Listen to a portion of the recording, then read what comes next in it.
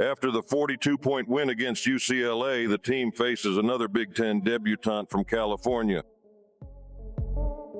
Off the field, Terry spends his energy on improving his academics, leadership, training, and leadership again. He practices the gap drill, but he just misses the mark for a good rating.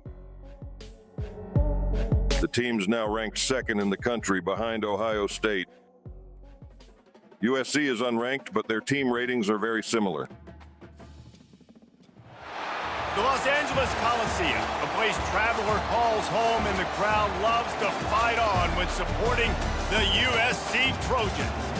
And boy, do we have a fun one ahead.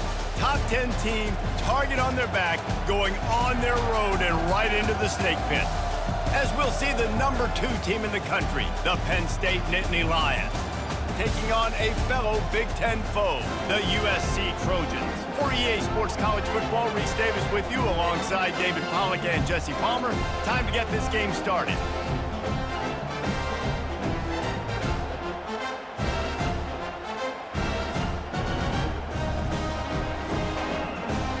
In the first quarter, Penn State leads 3-0 when USC moves the ball close to the red zone.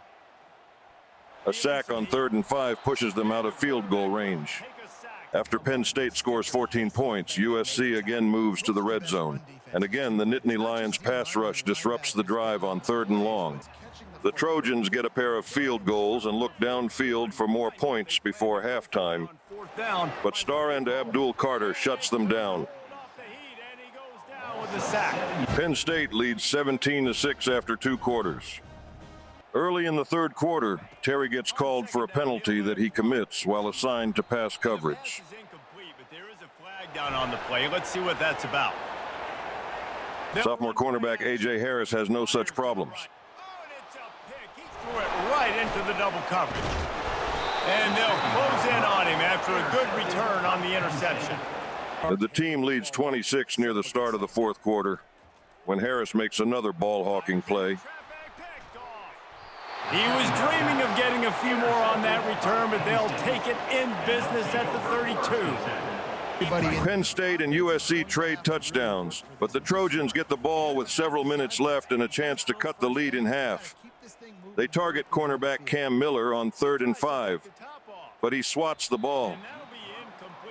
Penn State scores a field goal and USC adds a late touchdown to make the final score seem closer. Nicholas Singleton has led the team again with over 200 rushing yards. The following week, Karen informs Terry of his mediocre results on the midterm exams. The team is still ranked second in the top 25 poll behind Ohio State. Both schools have byes this week. With no game that week, Terry focuses his energy on studying. The next week, Penn State resumes conference play against a historic Big Ten opponent, Wisconsin. Terry gets an invitation to break curfew for a party, and he accepts. He puts extra energy into his academics, but he also considers his leadership and training. In practice, he does the gap drill and has good results. The team again goes on the road to face an unranked team with similar ratings. Wisconsin hosts Penn State on a cold and wet afternoon in Madison. To Wilson and Alvarez, Camp Randall Stadium in Madtown, home to the Wisconsin Badgers. What a game and what potential drama we have in store. You've seen this script before. Top 10 team goes into a cauldron of emotion on the road and just hopes to be able to get out and tell about it. As we'll see a team fresh and ready to go off a bye week. Penn State gets an early touchdown and later puts the home team in a 3rd and long situation. Zakey Wheatley intercepts the ball at midfield. Just a small return, but a big play. The offense doubles the lead, but Wisconsin moves the ball to the red zone. From the shotgun, they'll run. Their halfback runs untouched to the end zone. And he'll glide his way in for the score. Touchdown, Wisconsin! At the start of the second quarter, Penn State leads 17-7. Wisconsin has the ball on 3rd and goal, but the defense stops them. In the final minute of the first half, Wisconsin has the ball inside the red zone again. Terry gets caught in no man's land as the Badgers tie the game. And he will score! Touchdown, Badgers! The offense responds with a field goal to give the team a 20-17 lead at halftime. Early in the second half, Abdul Carter shows why he's regarded as one of the best defensive linemen in the country. He gets a sack on 3rd and long with the team leading by 3. At the 20. Penn State outscores Wisconsin 10-3 in the third quarter and leads 36-24 going into the fourth quarter. The team scores a touchdown early in the fourth quarter. The Badgers respond with a hurry-up offense. Let's go. We got some life. We made a big play, something to build off of. We need a lot of points. Got a lot of running room.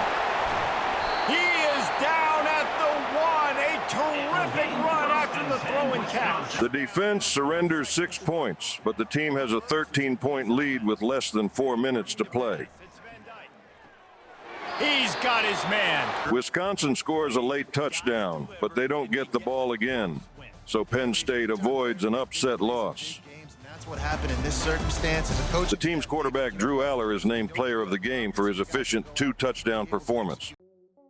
The next week, Terry gets a stern message from coach about him breaking curfew. His teammate Zane Durant proposes carpooling for a course that they're taking. Terry agrees. The campus is excited for the rivalry game against Ohio State. The matchup has national implications because it pits the two highest-ranked teams. Terry puts his energy into training, team building, studying, and recovering. He invests his accrued experience into improving his skills in pass coverage and his overall quickness.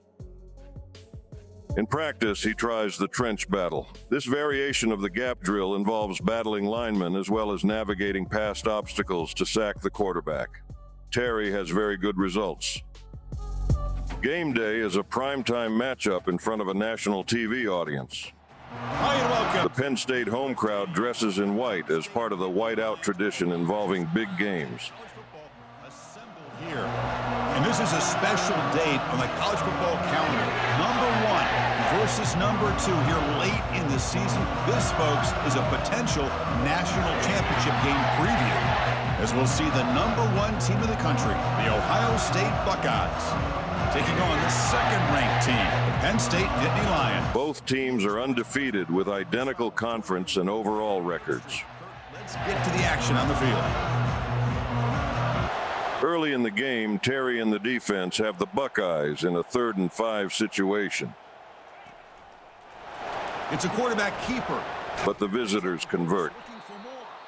Terry watches as Ohio State goes ahead by 2 touchdowns. Penn State ties the game, but they trail 24-20 at halftime. The Buckeyes score 17 unanswered points in the third quarter. They score 10 more points before the Nittany Lions get a late touchdown. The visitors score 2 more touchdowns to punctuate the blowout. Rivalries are always the ones that hurt the most. You have that game circled on your calendar every year. Some guys, they have a clock counting down to these kind of games. Their quarterback, Will Howard, ends with over 350 passing yards and 5 touchdowns.